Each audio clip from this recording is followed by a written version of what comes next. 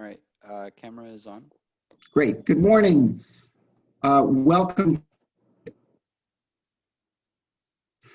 Virtual Common Investment Meeting for Wednesday, May 20th, 2020.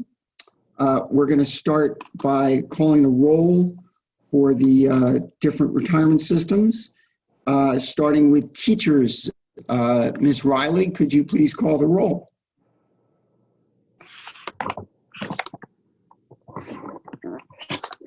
You're on mute.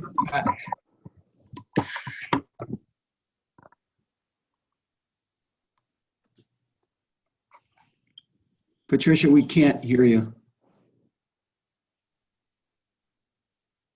Okay, I'm going to come back to you, Patricia, while you work out your microphone and move to NICERS. Ms. Winery? Good morning. Can you hear me? Yes. Great. Chair, Mayor's Office, Yeah, John Adler here. Controller's Office, David Jetter for Controller Scott Stringer here. Public Advocate's Office, Elizabeth Guzman for Public Advocate Jumani Williams. Borough President Manhattan, Aldrin Rafael Bonilla, a trustee designee for Manhattan Borough President Gail A. Brewer.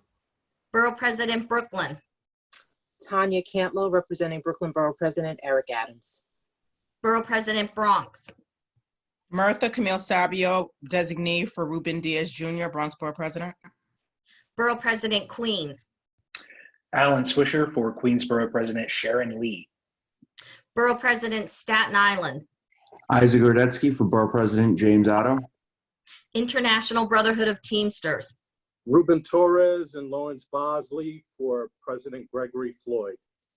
Transport Workers Union, Dave Katzman for TW Local 100 President Tony Utano.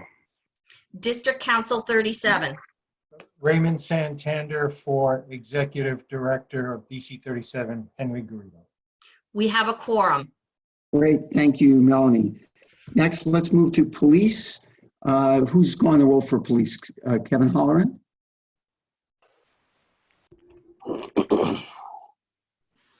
What? Here, representing the PBA, Joe Alejandro. representing the DEA, we know Kenny Sparks is on his way. Representing the SBA, Anthony Borelli, designee for Ed Mullins, SBA. representing the LBA,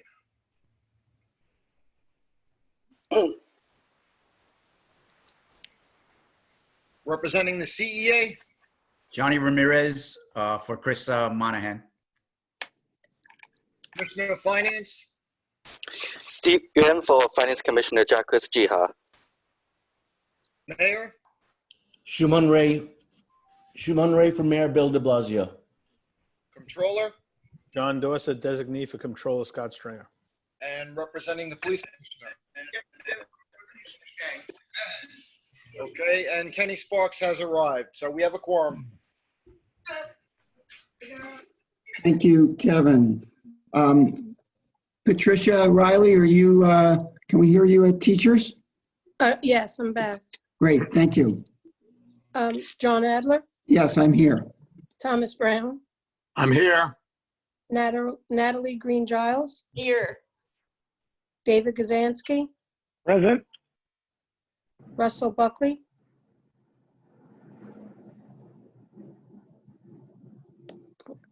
all right, Deborah Penny, Here. Susanna Vickers. Here. We have a quorum. Thank you, Patricia. Fire Pension Fund, Patrick Dunn.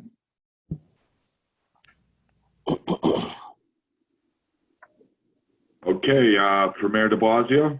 Cynthia Collins, designee for Mayor Bill de Blasio. For Controller Scott Stringer. Jennifer Konovitz, designee for Controller Scott Stringer. Okay, for Jacques Jiha, Commissioner of Finance. Phil Dukes for Finance Commissioner Jacques Jiha. Okay, for the UFA, Gerard Fitzgerald. Bobby Eustace, Gerard Fitzgerald, proxy. Okay, Mr. Eustace present. Mr. Edward Brown, UFA. Present. Mr. John Kelly from the UFA. Present.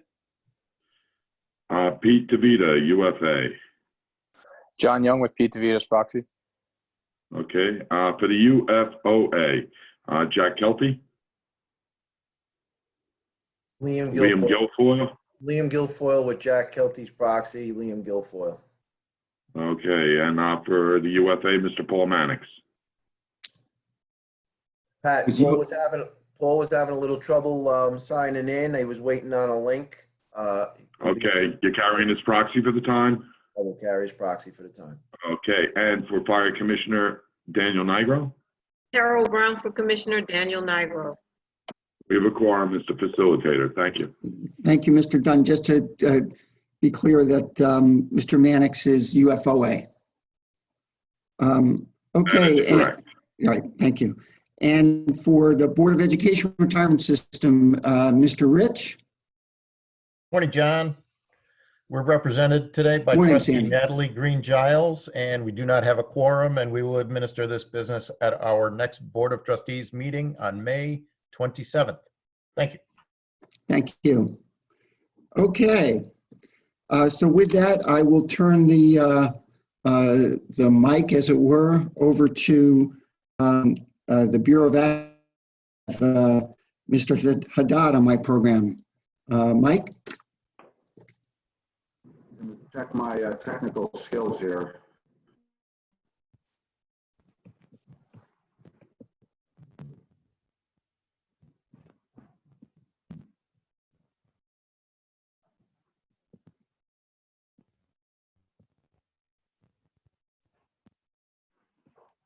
Trying to see if I get my slides going. Are my slides visible? Okay. Yes. Yes. So. But you might want to enlarge it so it's full screen view. Slideshow bottom right. If I could just remind everybody to mute themselves before Mike starts, please.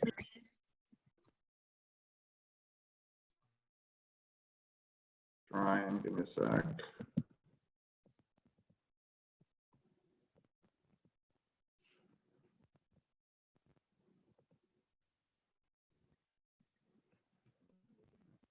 I'm able to do this.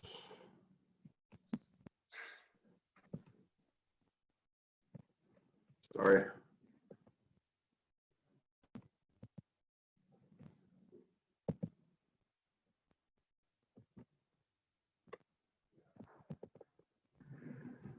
I think it's a slideshow icon on the bottom right. Yeah, I'm clicking on it and it's not reacting.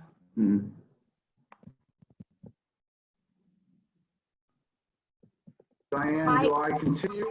Mike, Take over are the you in slide. Citrix? Mike, did you enter through Citrix? No. Because your image is breaking up. We don't have a good connection. Hold on, let me see if I can pull up my version of it. Hold on.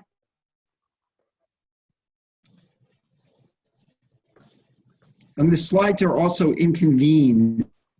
Folks could follow along on their own if possible, but anyway, you guys will figure it out.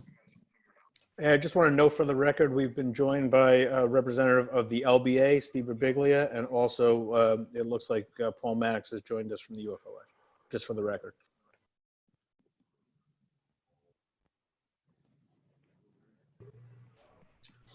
Yes, I am here, John. Thank you.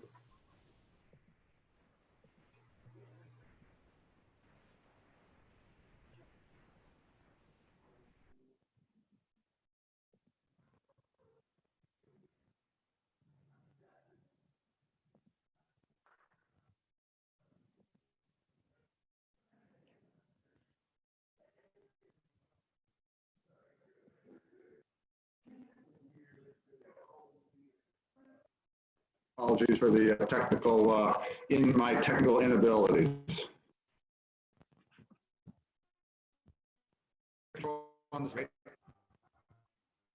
Mike, can you hear me? Yes, hear me? Oh, yes, I can. So, Okay, I'll just give you the cue to go forward. okay. Mike's audio is not too clear.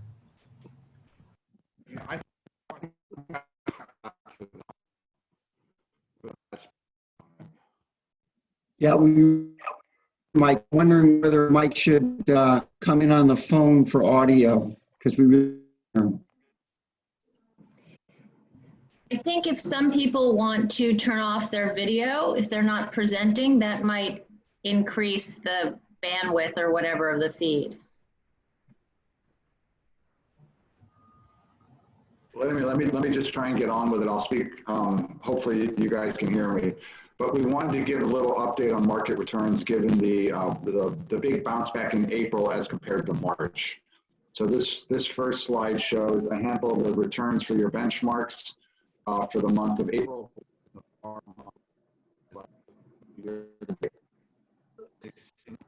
In comparison to April. Picking up. Mike, we can't hear you.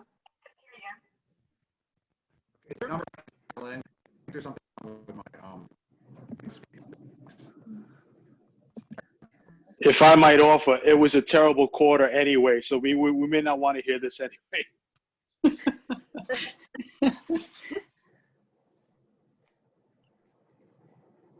I still need to hear it. I think Mike should get on his phone and talk to us through the phone. If Diane can give him the number. Okay. Someone email me dial number, please.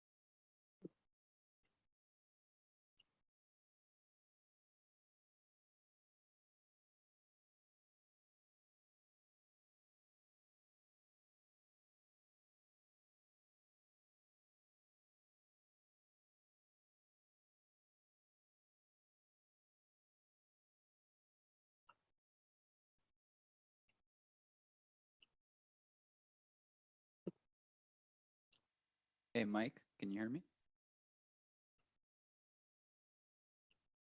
Is anything happening? Hold on a second. I think we're waiting for Mike to get an audio link. So, Okay, it's- thank you. Mike, can you Just join to be on a clear. smartphone or tablet But I don't have. through the Zoom software and click the link that you have there?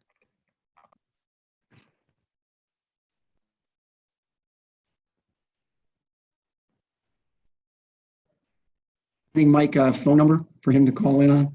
So I realize it's not in the email that Kim sent yesterday.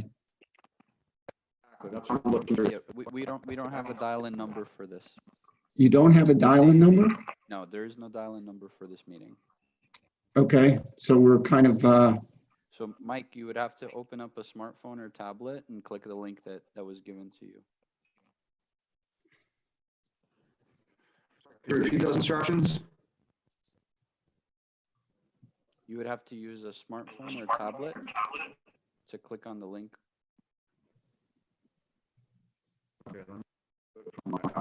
You would open up the controller webmail and click on the link from your smartphone or tablet. And it will open up the Zoom software to connect to the meeting.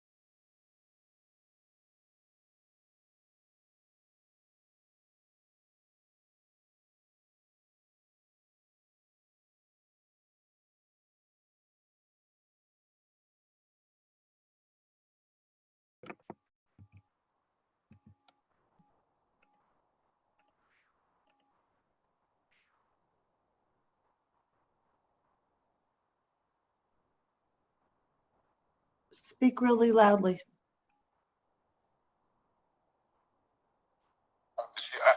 Can people hear me now?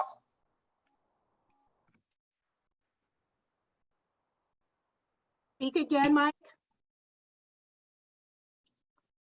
Yeah, I'm connected through a telephone. Can people hear me? We can hear you. It's not that clear. Okay, I just have to get back on Zoom so I can see my phone. Bear with me one sec. This is better. I can hear you now. It is better. This is Jeff. It is better.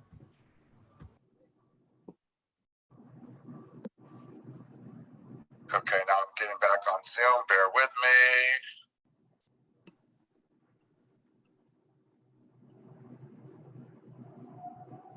Oh, shoot. Sorry.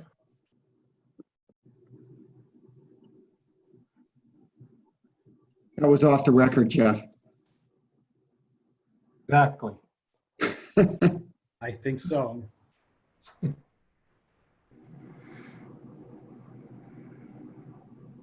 Try again.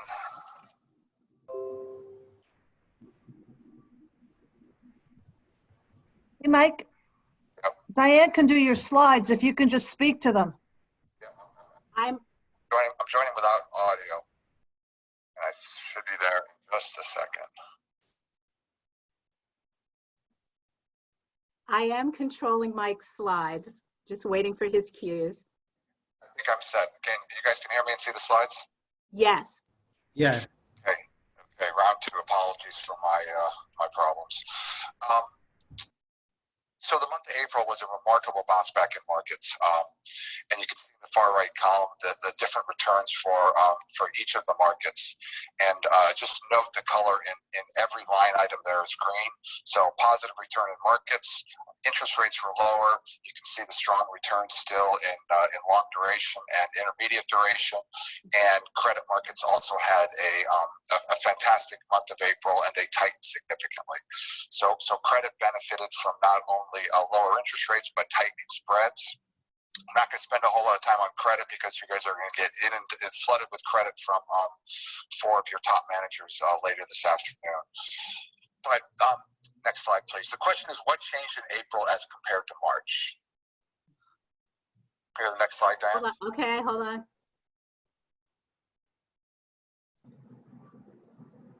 So a few things changed in March, and most importantly, it was the massive global policy response, and speaking both monetarily and fiscally. And it's important to note that the U.S. had the earliest response, again, both monetary and fiscal, as well as other countries as well have joined in. And just as a reminder to what took place in March on the policy side, the Fed lowered rates in between meetings, 50 basis points in early March, and then 2 weeks later they cut them 100 basis points before the markets opened on Monday the 15th, if memory serves. So the Fed took rates down. They followed their playbook of going early, going big, and being very transparent as what they wanted to do. So that was a huge relief to markets initially. And then as the virus intensified in developed markets, there was more chaos in markets. It was partially offset by the large CARES package that Congress passed and the president signed in late March, and that had a calming effect as well. So what did that do to markets? It brought investment grade spreads in from over 300 to down around 200. It brought high yield spreads in from 1,000 basis points to almost 700 basis points. And as the government bond market settled down and normalized, if you will, that allowed the equity markets to come back from their extreme lows. So just as another measure, LIBOR, which we all know is going away, but it's an important level, it's an important metric to watch in markets because it signifies the rate that banks borrow and lend to one another. And when that LIBOR rate goes up, that indicates stress in markets. And when that LIBOR rate comes down, it indicates relaxation in markets. So LIBOR was about just under 2% as we came into 2020, and it fell to almost 70 basis points going into the end of February as the market was anticipating the Fed rate cuts. But then when all the market mayhem DM took place in late March and into April, that spread shot out to 140 basis points, which is kind of in sympathy with the rest of the markets. But now that rate is into 37 basis points, and that's just another example of how things have calmed in markets. So the other thing that changed in April was the improvement in the key health metrics, all regarding the virus. The improvement didn't happen in our country to a wide extent in April. It's happening now, and that's part of the reason the rally continues. But broadly speaking, U.S. is on about a 6 to 7 week lag behind Asia and about a 2 to 3 week lag behind Europe. So all that continues as well. And then I guess the last positive development in April was the optimism on a potential vaccine or a therapeutic treatment.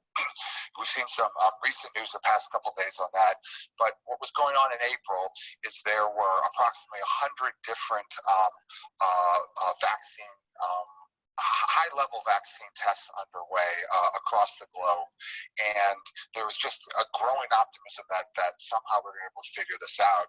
And then the U.S. We announced an Operation Warp Speed, which was a kind of Manhattan Project type of thing dedicated to developing a vaccine. So all these things led to optimism through the month of April. And let me just show you a few more slides. Next slide, please. As to illustrates what I was talking about. The graph on the left shows, you can see how steep that decline was into March. So not only did the Fed cut rates, the ECB had a small rate cut, and importantly, a lot of emerging markets had rate cuts as well. Quantitative easing was also unleashed in the U.S. again. The Fed started their program, and they quickly realized it wasn't large enough. So for a 2-week period in late March, the Fed was doing almost $75 billion of quantitative easing per day. So over a 2-week period, they did almost $1 trillion of QE. And just as a note of comparison, in the GFC, in aggregate over that entire time period, all those QE programs, they amounted to just over $2 trillion, but yet the Fed did $1 trillion. That daily rate of QE has now decelerated to only $6 billion a day, but even $6 billion a day is large compared to what they've done before.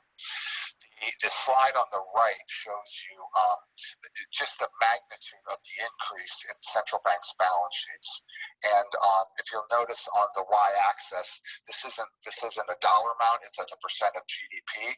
So if we showed that in the dollar amount, you would see the Fed's balance sheet's gone from roughly $4 trillion to almost $8 trillion, with expectations for that to go up to $10 trillion. So this has been a huge stabilization force in markets, and particularly the credit markets, and which has helped to let not only the credit markets stabilize, but also the equity markets as well. Next slide, please.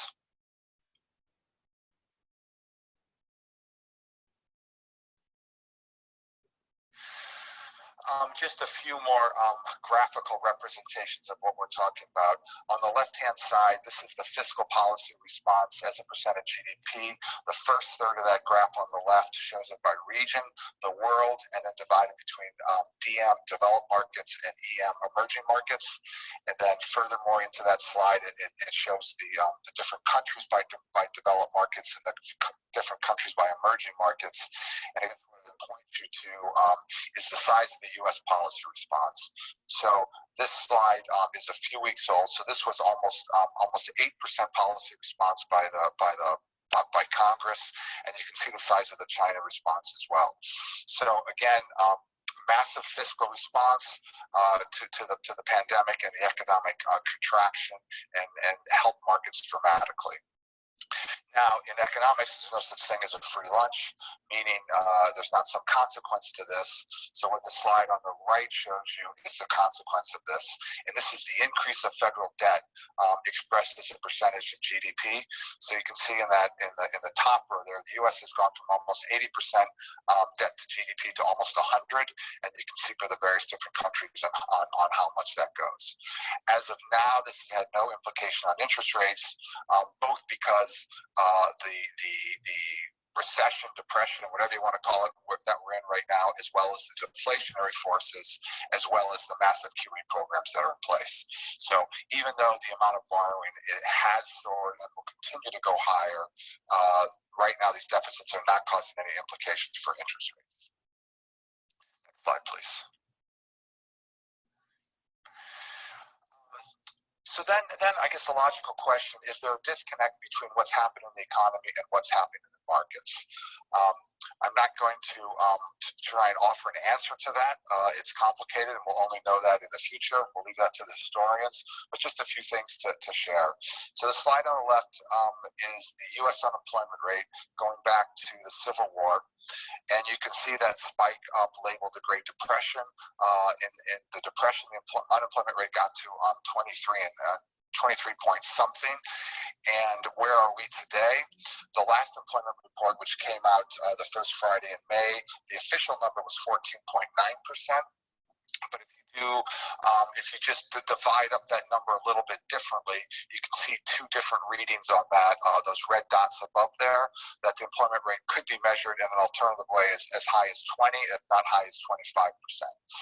So markets expect that the unemployment rate has yet to peak and that it might go up for the next couple months, and it might actually get as high as 20% and maybe even higher than the Great Depression. So very, very bad news on the unemployment rate. And that's corroborated with the unemployment claims number, which comes out every Thursday. And roughly 36 million Americans have filed for unemployment over the past 7 weeks of this crisis. So we know that number is going to continue to go higher. Slide on the right attempts to show just the collapse of GDP across a few key regions. And these numbers are displayed as quarter over quarter annualized. So for the U.S., that -7%, that -7% represents from Q2 of 19 to Q2 of 20. I'm sorry, Q2 of 20 to Q2 of 21, that number is likely to be -7%.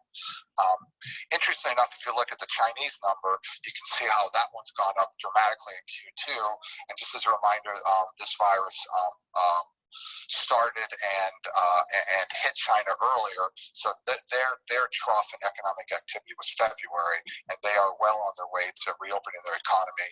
And if you look at a lot of different metrics from China, it's operating anywhere between 75 to 90% of its capacity. So China is back up and running, and that kind of feeds into the optimism for the U.S.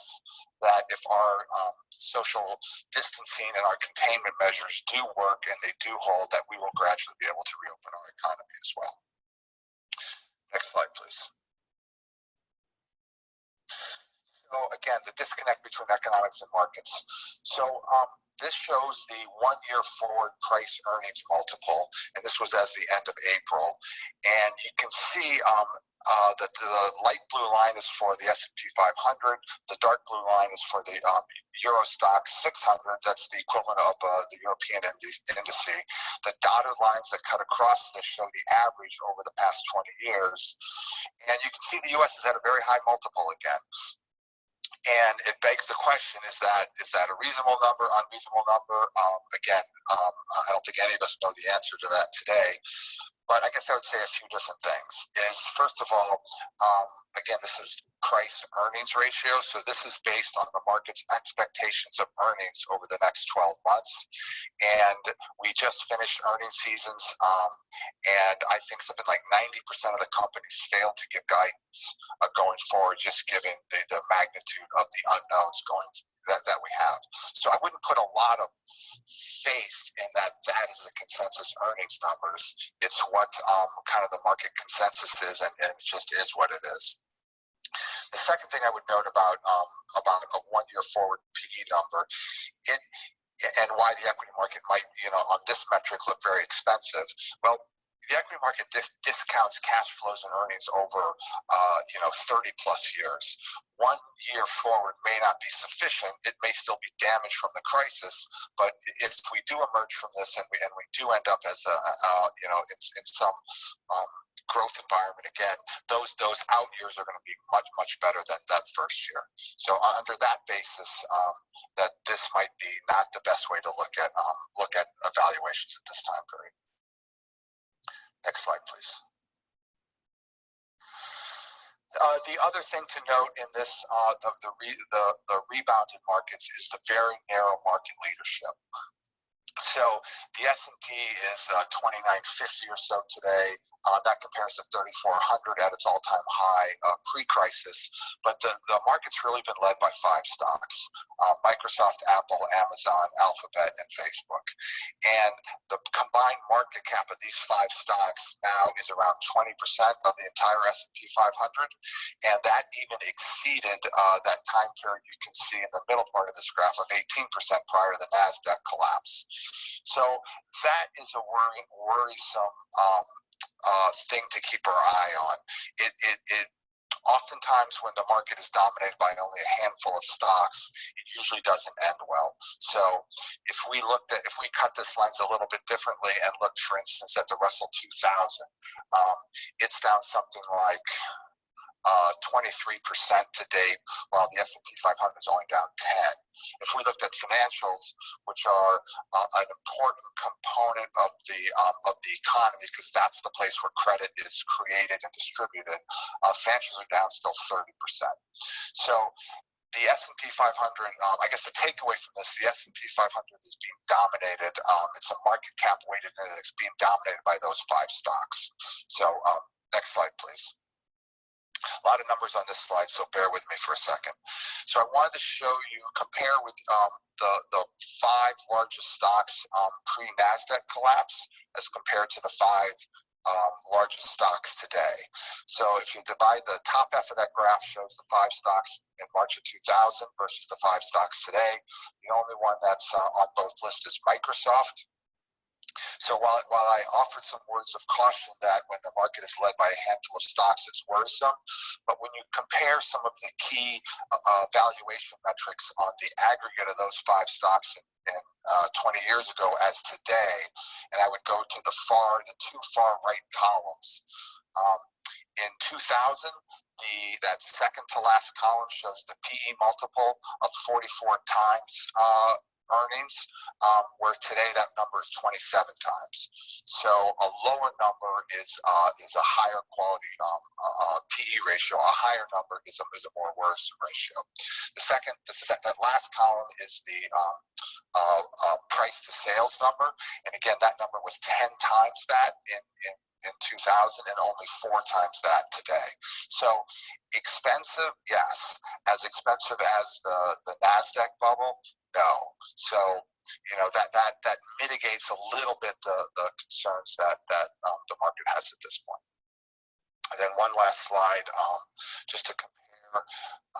Next slide, please. To compare the rebound in markets through April to 3 previous equity market crashes.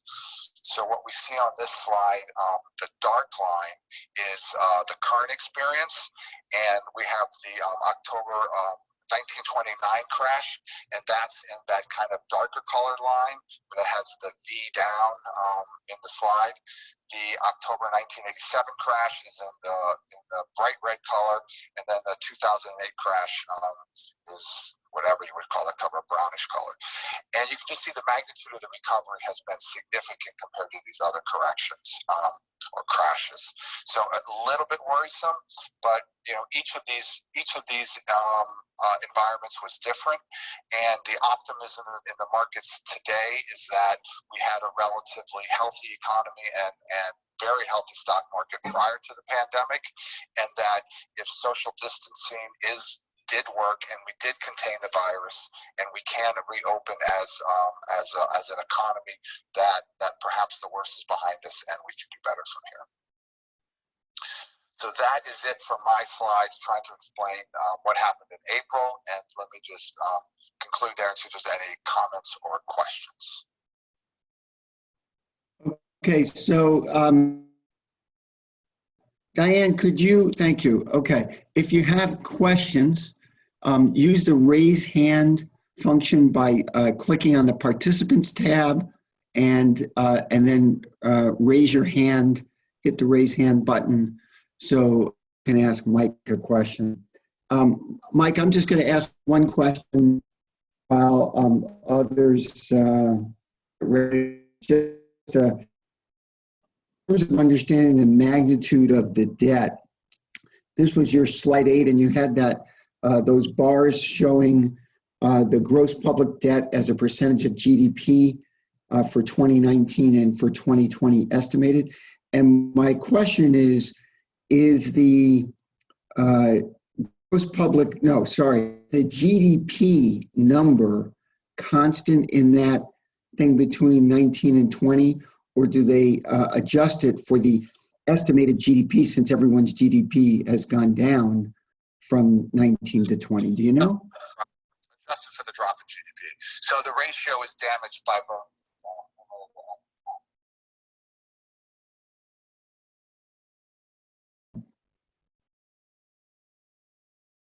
Now I can't hear you. Maybe others Can't hear can. it. Can't hear it. John, can you hear me? No, now but we couldn't hear the answer to the question. Now, just now I could hear you. It is adjusted for the lower GDP numbers. Okay. So the debt to GDP ratio is damaged by both a higher level of debt and a lower GDP number. Got it. Okay. Thank you. Okay, Dave Kazansky, you got your hand up. Unmute yourself and ask your question. Thanks, John. So my question is not so much what's happened, but what the expectation is going forward. So are we expecting, or are you expecting, a V-shaped recovery with something happening positively across the board in Q3, or a W-shaped recovery with something not really making any progress until Q4, or something else? I would say what the market consensus, because that's what matters, is expecting the trough in GDP to be Q2 and that a gradual recovery beginning in Q3. So you're going to see these big swings in quarter-over-quarter growth. So Q2 is going to be something like -25 to -30%. Q3 is going to be something like +35%. But as we know, you need almost twice as big gain in Q3 as compared to Q2 to get back to the same place, and no one expects that to happen. I would say the most optimistic, and we heard this from the Fed chairman on 60 Minutes on Sunday night, is his expectation is the economy gets back to where it was pre-crisis by the end of 21. So I think You're just breaking up in that last section there. It's going to be very slow, a slow recovery, as just the many service industries that have been shut down for the last whatever, it's been 7 or 8 weeks, are going to restart, but in a very slow way, with social distancing norms applied to whatever that industry is to protect not only the workers, but the consumers of that service as well. So it's expected to be a slow, gradual recovery. I guess the other lens I would add to that is working against the equity markets is going to be that slow recovery and the unknowns of that. Working for the equity markets is the very powerful component of low interest rates and fiscal stimulus. So some two giant forces are working in opposition to one another. This is Jeff. Mike, if you could speak slower, because the audio quality is very poor and it's hard for me to get every word. Thanks.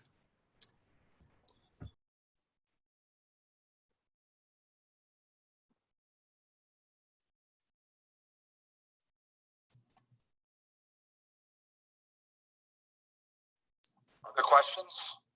I had a question. This is Ray. I had a question.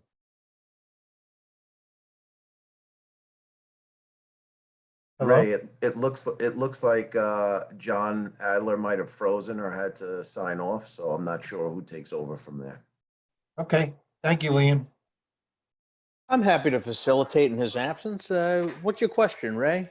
My question to Mike is, with debt at 100% of GDP, are we running out of the ability to do more fiscal stimulus, like, the family balance sheet, the family income? I mean, it's a big economy and all.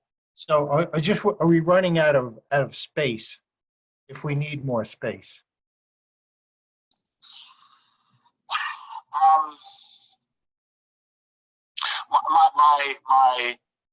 My answer would be no, based upon there'd be I would expect something in the markets to signal that we had exhausted our ability to borrow relative to our expected ability to pay that back. Where would we see that? We would see that in high 30-year rates. We would see that potentially in the dollar going down, or potentially in some surrogate for currency going higher, with the likely suspect being gold. So some of those trends are in place. 30-year yields are roughly 130 something. The spread between 10s and 30s is 10-year yields and 30 yields is almost 70 basis points. That's as wide as it's been in this whole crisis. So there's a little bit of a warning sign there. Gold is up something like 15 or 20% since the crisis began. So there's a little bit of concern there, but nothing to the point yet that would signal to the bond market that we've reached that. And furthermore, I would say that there's been just a massive change from both the Democrats and Republicans on their willingness to increase fiscal spending at this time, given the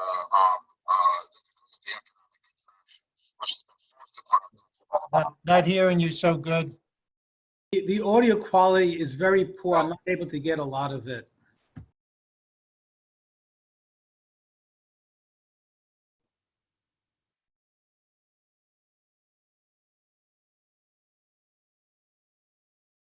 Can you guys hear me? Now we can. Did you guys hear any of that answer? I think I got the gist of it. So there's some warning signs in the spread between the 10 and the 30-year bond, but not something. It's a warning sign. It's we still have the ability to make moves if we need to. Yes, and that, the other thing I would add to that is the extraordinary luxury of being the world's reserve currency. What does that mean? That means the world has to invest in dollars in order to facilitate trade, because most trade is denominated in dollars. So countries have to, outside of our country, have to reinvest in dollars in order to maintain that. And that allows us, all things being equal, to have much lower interest rates than we would if we were not the reserve currency. Okay, great. Well, hopefully we won't need all that much more stimulus, but I think there's going to be more stimulus, so there'll be another big round. I understand, but thank you for that, Mike. Sure. Hi, it's John Ever. I'm back. My Zoom froze on my computer, but it seems like folks continue. All right, John, I have my hand raised. Yes, Aldrin, I'm going to call on you, and then Liam next. So go ahead, Aldrin. Yes, Mike. So I get the optimism in terms of Q3, in terms of some rebound there. In terms of Q4, many companies and many for the economy are planning a Q4 resurgence, or the possibility of resurgence of COVID. Some people mark it at post-Thanksgiving. How does the market, I know one of the bullet points said optimism on potential vaccine and therapeutic treatment. How does the market bake in the science versus the rhetoric for like a Q4 resurgence? Tough one to answer. I would say the optimism on the vaccine is still optimism at this point. There's some very good news Monday morning from Moderna on phase 1 trial, in which they had very positive results. But we have to remember phase 1 trials are for very small sample sizes, and Moderna had 3 different groups of people, and it was a group of 8 that had this positive result. But the result was extraordinarily powerful in that healthy humans produced the antibodies that prevent it. So if that comes to pass, that's fantastic. think Alden, what the market is more focused on is not the timing of that, but the fact that that could actually happen. And I think there's so many different vaccines being worked on across the globe that's where that optimism stems from, and that we as a society, as a nation, will be able to figure that out.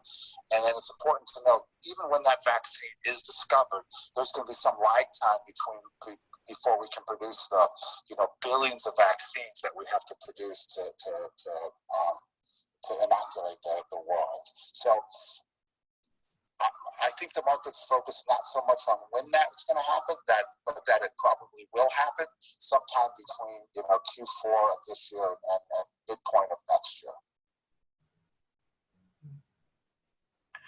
And in the absence of a vaccine, social distancing is going to have to remain in place. And every country, every state, every town is going to have their own social distancing norms, but some of that will have to remain in place, and that will prevent the recovery from being as robust as compared to if there was a vaccine. Thanks, Mike. We're just going to take one more question, and then we're going to move on.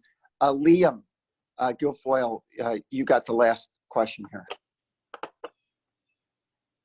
If you want. I'm just curious as to Mike's thoughts on when he believes we will be at a point where there is not going to be, are we anywhere dangerously near there not being enough room to do with stimulus? So, if one metric is in terms of quantitative easing, to think about the size of the balance sheet relative to the economy. Relative to GDP, and the Fed is somewhere around, I guess they're getting there, somewhere around 25%-ish now. Japan is at a much higher level. Europe's at a much higher level. So there's more the Fed can do. Secondly, the other very important program the Fed has in place is to support the credit markets, the investment-grade credit markets, and those numbers are using the leverage that the Fed would use, almost $4 trillion in size, and they've used less than $30 billion of those to date. So those have yet to be tapped, and as we get more bad news in the credit markets, meaning more downgrades, more companies running into trouble, these primary market facilities, secondary market facilities will be a backstop for companies to be able to issue debt to bridge themselves over the length of time that's required until we get to a better place in the economy. So I think we're nowhere near exhausting the capacity that the Fed and the quantitative easing has in place. Thank you very much. Okay, so with that, we're going to move, we're going to end our public session for now and enter executive session. So we're going to need entertain motions at each of the boards to enter executive session. So let's go in reverse order. Let's start with fire. And please, when you make your motion, identify yourself and the second. So at fire, is there a motion to exit public session and enter executive session? Liam Guilfoyle, motion to exit and enter public session. Thank you. Thank you. Liam, is there a second at fire? Terrell Brown, second. Thank you, Terrell. Any discussion? All in favor of the motion at fire, please say aye. Aye. Aye. Aye. Okay. Remember to unmute yourselves to vote. Any opposed at fire, please say nay. Any abstentions? Okay, motion passes at fire.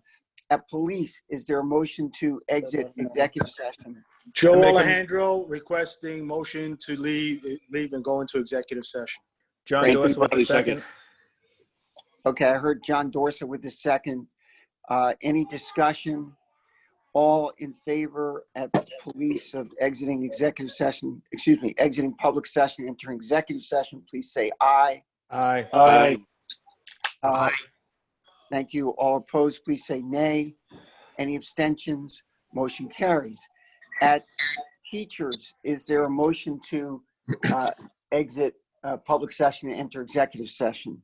Tom Brown, motion to exit. Thank you, Tom. Is there a second? Dave Kazansky, second. Dave Kazansky, thank you for the second. Any discussion? All in favor of the motion of teachers to exit public session and enter executive session, please say aye. Aye. All opposed, please say nay. Any abstentions? Okay, motion carries. At NICERS, is there a motion to exit public session and enter executive session? Motion Alan to, Swisher, so moved. motion to exit public session and enter executive session. Okay, I heard Alan Swisher with the motion. Aldrin, is that a second? Yes, second. Okay, Aldrin Bonilla with the second. Any discussion? All in favor of the motion at NICERS to exit public session and enter executive session, please say aye. Aye. All opposed, please say nay. Any abstentions? Okay, motion carries. So with that, we are exiting public session at the 4 boards, and BERS was never in session. So can someone from BAM please offer instructions now as to what we do for executive